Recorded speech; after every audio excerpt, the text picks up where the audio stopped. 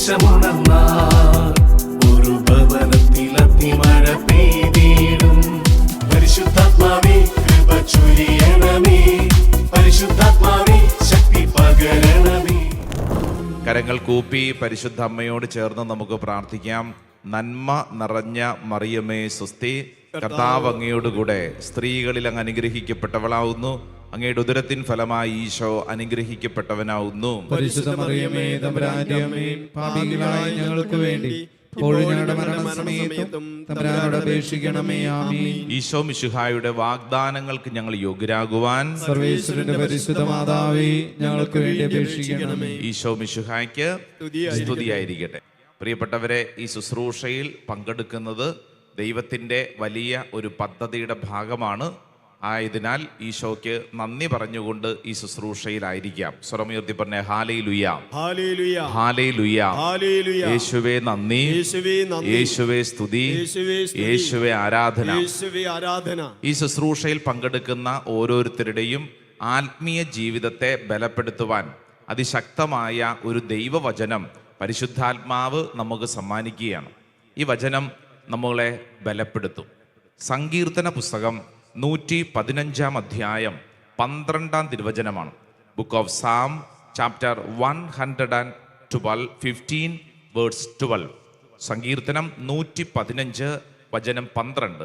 സാധിക്കുന്നവർ ഈ വചനം നോട്ട് ബുക്കിൽ എഴുതിയെടുത്ത് ഈ വചനം വിശ്വസിച്ച് ഏറ്റുപറഞ്ഞ് പ്രാർത്ഥിക്കുക. കാരണം അതിശക്തമായ ഒരു ദൈവീക ദൂതാണ്. ഒരു കുഞ്ഞു വചനമാണ്, പക്ഷേ ഇത് വായിക്കുമ്പോൾ തന്നെ നമ്മുടെ ഉള്ളിൽ അതിശക്തമായ ഒരു കൃപ വന്നു നിറയും. വചനത്തിൽ ഇങ്ങനെ പറയുന്നു: കർത്താവിന് നമ്മെക്കുറിച്ച് വിചാരമുണ്ട്, അവിടുന്ന് നമ്മെ അനുഗ്രഹിക്കും.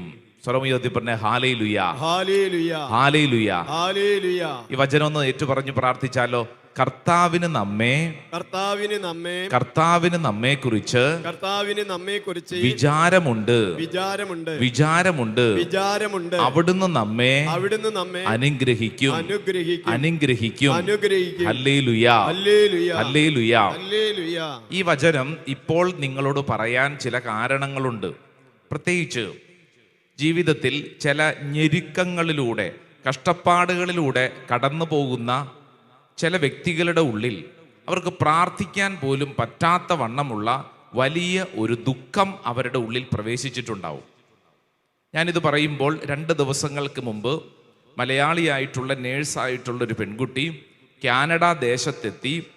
അവളുടെ വലിയ സ്വപ്നമായിരുന്നു കാനഡയിൽ സന്തോഷത്തോടുകൂടെ ജീവിക്കുക. കല്യാണം കഴിഞ്ഞ് 2 കുഞ്ഞുങ്ങളുണ്ട്. വളരെ സന്തോഷത്തോടെ ജീവിക്കണമെന്ന് ആഗ്രഹിച്ച് ജീവിതം തുടങ്ങിയതാണ്. പക്ഷേ എന്നും കഷ്ടപ്പാടും പീഡകളും. ജോലി ശരിയായിട്ടില്ല, അവിടുത്തെ ജീവിതാവസ്ഥ മൊത്തം തകരാറിലാണ് എന്ന് പറഞ്ഞു കഴിഞ്ഞാൽ ജീവിതത്തിൽ പ്രതീക്ഷിക്കാൻ ഒന്നുമില്ലാത്ത വണ്ണം സ്കാറ്റേഡായിപ്പോയി, ചെതറിപ്പോയ ഒരു ജീവിത അനുഭവമായിട്ടുള്ള ഒരു പെൺകുട്ടി. ഇവള് കഴിഞ്ഞ ദിവസം ഫോൺ വിളിച്ചപ്പോൾ ഇങ്ങനെ പറഞ്ഞു: അച്ഛാ, എന്നോട് അച്ഛൻ പ്രാർത്ഥിക്കാൻ പറയരുത്, കാരണം എനിക്ക് പ്രാർത്ഥിക്കാൻ തോന്നുന്നില്ല. കാരണം അച്ഛൻ അറിയത്തില്ല, അതുപോലെ അവസ്ഥയിലൂടെയാണ് ഞാൻ കടന്നു പോകുന്നത്. പുറത്തൊരു മനുഷ്യനോട് പറയാൻ പറ്റാത്ത വണ്ണം അങ്ങേയറ്റ ഞെരുക്കത്തിലൂടെയാണ് കടന്നു പോകുന്നത്. സാമ്പത്തിക മേഖല മാത്രമല്ല, എനിക്കൊരു അമ്മയായി ജീവിക്കാൻ ഇവിടെ ഈ കുഞ്ഞുങ്ങളുണ്ട്. ഈ കുഞ്ഞുങ്ങളോട് സ്നേഹത്തോടെ പെരുമാറാൻ പറ്റുന്നില്ല, ജീവിത പങ്കാളിയോട് സ്നേഹത്തോടെ പെരുമാറാൻ പറ്റുന്നില്ല. മൊത്തത്തിൽ തകർന്നിരിക്കുന്ന അവസ്ഥ. ഈ തകർന്നിരിക്കുന്ന അവസ്ഥയിൽ സംഭവിക്കുന്നൊരു പ്രധാനപ്പെട്ട കാര്യം, ഈ തകർച്ചകളിലൂടെ, ഈ ഞെരുക്കത്തിലൂടെ ഈ സാത്താൻ നമ്മുടെ ഉള്ളിൽ വന്ന് നമ്മുടെ ഉള്ളിലുള്ള അഭിഷേകം മുഴുവൻ ചോർത്തിക്കളയും. ഞാനിത് ഒരു ഒറ്റപ്പെട്ടൊരു സംഭവത്തെക്കുറിച്ചല്ല, ഈ ശുശ്രൂഷയിൽ പങ്കെടുക്കുന്ന അനേകർ തിരിച്ചറിയേണ്ട ഒരു ആത്മീയ മേഖലയെക്കുറിച്ചാണ് പറയുന്നത്. നമുക്ക് ഈ ഞെരുക്കമുണ്ടാകുമ്പോൾ, കഷ്ടപ്പാടുണ്ടാകുമ്പോൾ നമ്മുടെ തലയ്ക്കകത്തേക്ക് ദുഃഖം കടന്നു വരും, നിരാശ കടന്നു വരും. എന്നിട്ട് എന്ത് സംഭവിക്കും? ഇനി പ്രാർത്ഥിച്ചിട്ട് കാര്യമൊന്നുമില്ല. ഈ പെൺകുട്ടി എന്നോട് പറഞ്ഞത്: അച്ഛാ, ഞാൻ എത്ര സന്തോഷത്തോടെ ജീവിച്ചുകൊണ്ടിരുന്ന ആളാണെന്നറിയോ? അച്ഛാ, എന്തോരം സ്വപ്നങ്ങൾ എൻ്റെ ഉള്ളിലുണ്ടെന്നറിയോ? അതെല്ലാം നഷ്ടപ്പെട്ടു. പ്രിയപ്പെട്ടവരെ, ഈ പെൺകുട്ടിക്ക് വേണ്ടി പ്രാർത്ഥിച്ചപ്പോൾ കർത്താവ് തന്ന ഒരു സുന്ദരമായ വചനം, ഇവിടെ ഇരിക്കുന്ന അനേകർക്ക് അനുഗ്രഹമാവുന്ന വചനം, അത് യോനായുടെ പുസ്തകം 2-ാം അധ്യായം 2-ാം തിരുവചനമാണ്.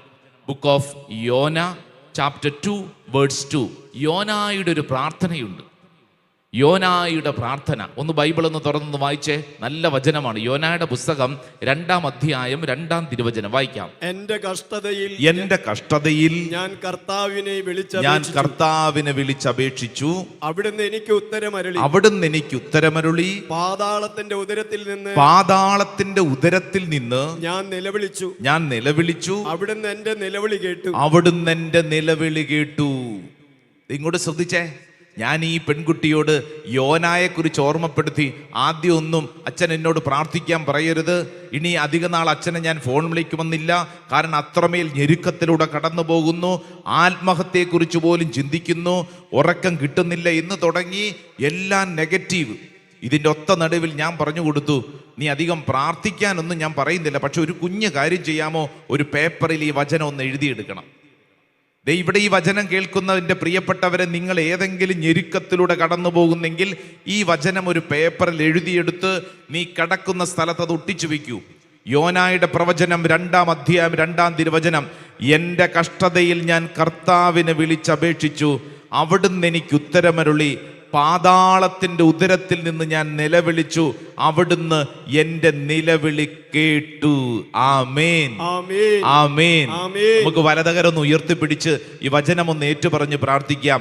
എൻ്റെ കഷ്ടതയിൽ ഞാൻ കർത്താവിനെ വിളിച്ചപേക്ഷിച്ചു, അവിടുന്ന് എനിക്ക് ഉത്തരമരുളി. പാതാളത്തിന്റെ ഉദരത്തിൽ നിന്നും ഞാൻ നിലവിളിച്ചു, അവിടുന്ന് എൻ്റെ നിലവിളി കേട്ടു. Hallelujah, hallelujah. ഒരു കുഞ്ഞു വചനം, എന്നാൽ ഇവിടെ ഇരിക്കുന്ന നമ്മൾ ഓരോരുത്തരും ഈ വചനം ഇങ്ങനെ പറഞ്ഞ് പ്രാർത്ഥിക്കുമ്പോൾ സംഭവിക്കുന്ന കാര്യമുണ്ടല്ലോ, നമ്മളെ ഭാരപ്പെടുത്തുന്ന കാര്യങ്ങൾക്ക് നടുവിൽ വലിയൊരു പ്രകാശം നിറയും, ശാന്തത നിറയും, സ്വസ്ഥത നിറയും.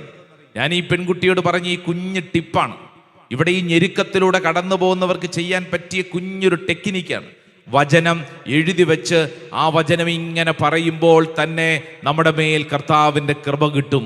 ഇത് ഞാനൊരു സാക്ഷ്യം പോലെ പറയാൻ കാരണം, ഇന്നലെ ആ പെൺകുട്ടി ഫോൺ വിളിച്ചിട്ട് പറഞ്ഞ കാര്യം, അച്ഛാ ദിവസങ്ങൾക്ക് ശേഷം ഞാൻ ഇന്നലെ നന്നായി കിടന്നുറങ്ങി. നല്ലൊരു കയ്യടി കർത്താവായി ഈശോയ്ക്ക് കൊടുത്തേ. Hallelujah, hallelujah. ഉറങ്ങാൻ വേണ്ടി ഉറക്ക ഗുളിക വരെ കഴിച്ചുകൊണ്ടിരിക്കേണ്ട വന്ന ഗതികേടിൻ്റെ അവസ്ഥയിൽ നിന്ന് ഒരു പെൺകുട്ടി പറയുവാണ്, അച്ഛാ ഞാനൊരു വചനം എഴുതി വെച്ച് ഇതിങ്ങനെ പ്രാർത്ഥിച്ചു കഴിഞ്ഞപ്പോൾ എനിക്ക് വലിയൊരു സ്വസ്ഥത. എന്താണെന്നറിഞ്ഞുകൂടാ, എനിക്ക് വലിയൊരു സ്വസ്ഥത, എനിക്ക് നല്ല ഉറക്കം കിട്ടി.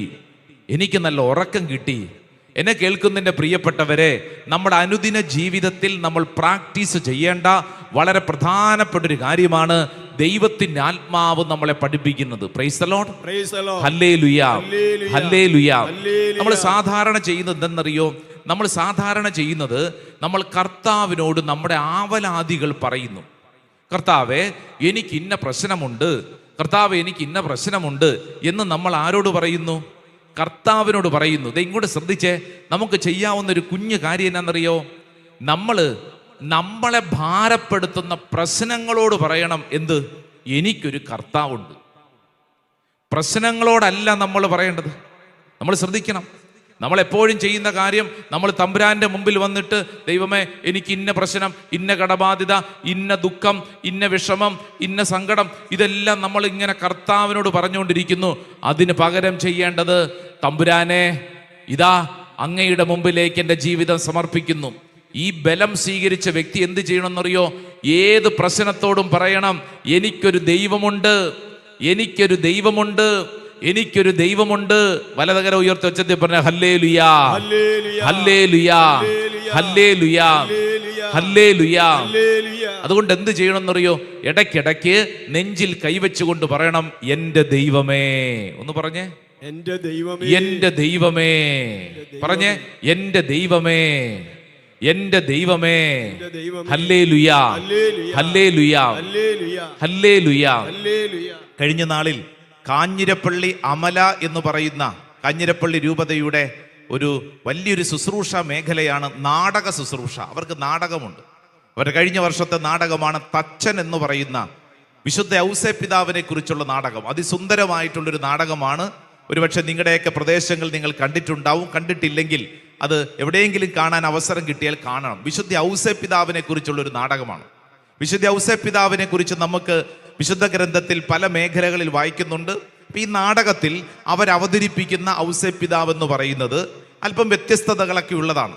ഈ ഔസേപ്പിതാവിനെ കുറിച്ച് ഈ നാടകത്തിൽ അവതരിപ്പിക്കുമ്പോൾ എന്നെ ഏറ്റവും ആകർഷിച്ചൊരു കാര്യം, ജീവിതത്തിലെ അങ്ങേയറ്റം സ്ട്രഗിള്, ഞെരുക്കങ്ങളിലൂടെ കടന്നുപോയി മനുഷ്യനുണ്ടല്ലോ, ഇടയ്ക്കിടയ്ക്ക് നെഞ്ചിൽ കൈവച്ചുകൊണ്ട് പറയും, എൻ്റെ ദൈവമേ. ഈ വിളിയുണ്ടല്ലോ, അതൊരു ഒന്നൊന്നര വിളിയാ. ഇടയ്ക്കിടയ്ക്ക് ഈ മനുഷ്യൻ നാടകത്തിലൊരു കഥാപാത്രമായിട്ട് നമ്മുടെ മുമ്പിൽ അവതരിപ്പിക്കുക. ജീവിതത്തിൻ്റെ അങ്ങേയറ്റം ഞെരുക്കം. ഈ ഞെരുക്കത്തിൻ്റെ നടുവിൽ വലതുകരം നെഞ്ചിൽ വെച്ചുകൊണ്ട് നാടകത്തിലെ കഥാപാത്രമായിട്ടുള്ള ഔസേപ്പിതാവ് ഇങ്ങനെ ആകാശത്തോട്ട് ഇടയ്ക്കിടയ്ക്ക് നോക്കിക്കൊണ്ട് പറയും, എൻ്റെ ദൈവമേ. വലതുകരം നെഞ്ചത്തോട്ട് വെച്ച് എന്നിട്ടൊന്ന് പറഞ്ഞ്, എൻ്റെ ദൈവമേ, എൻ്റെ ദൈവമേ, എൻ്റെ ദൈവമേ. ശ്രദ്ധിച്ചോ, നമുക്കൊക്കെ പ്രാക്ടീസ് ചെയ്യാം.